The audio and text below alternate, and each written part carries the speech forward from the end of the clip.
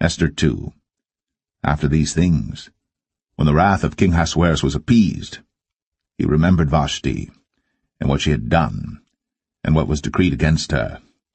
Then said the king's servants that ministered unto him, Let there be fair young virgins sought for the king. And let the king appoint officers in all the provinces of his kingdom, that they may gather together all the fair young virgins unto Shushan the palace, to the house of the women, unto the custody of Hegai, the king's chamberlain, keeper of the women, and let their things for purification be given them. And let the maiden, which pleaseth the king, be queen instead of Vasti. And the thing pleased the king, and he did so. Now in Shushan the palace there was a certain Jew, whose name was Mordecai the son of Jair, the son of Shimei, the son of Kish, a Benjamite, who had been carried away from Jerusalem with the captivity which had been carried away with Jeconiah king of Judah, whom Nebuchadnezzar the king of Babylon had carried away.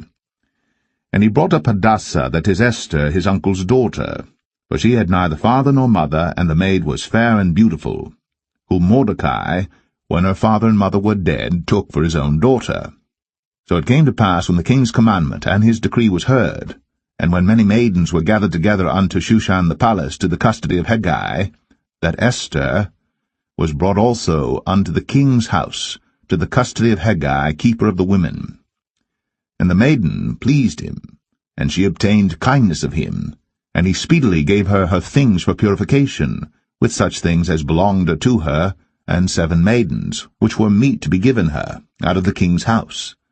And he preferred her and her maids unto the best place of the house of the women. Esther had not shown her people nor her kindred, for Mordecai had charged her that she should not show it. And Mordecai walked every day before the court of the women's house, to know how Esther did, and what should become of her. Now when every maid's turn was come to go in to King Ahasuerus, after that she had been 12 months, according to the manner of the women, for so were the days of their purifications accomplished, to wit, 6 months with oil of myrrh, and 6 months with sweet odours, and with other things for the purifying of the women. Then thus came every maiden unto the king. Whatsoever she desired was given her, to go with her out of the house of the women unto the king's house. In the evening she went, and on the morrow she returned into the second house of the women, to the custody of Shashgaz, the king's chamberlain, which kept the concubines. She came in unto the king no more, except the king delighted in her, and that she were called by name. Now when the turn of Esther, the daughter of Abihail, the uncle of Mordecai, who had taken her for his daughter, was come to go in unto the king, she required nothing but what Hegai the king's chamberlain, the keeper of the women, appointed. And Esther obtained favour in the sight of all them that looked upon her.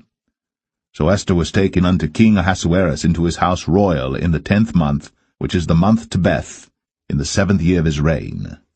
And the king loved Esther above all the women, and she obtained grace and favour in his sight more than all the virgins, so that he set the royal crown upon her head, and made her queen instead of Vasti. Then the king made a great feast unto all his princes and his servants, even Esther's feast.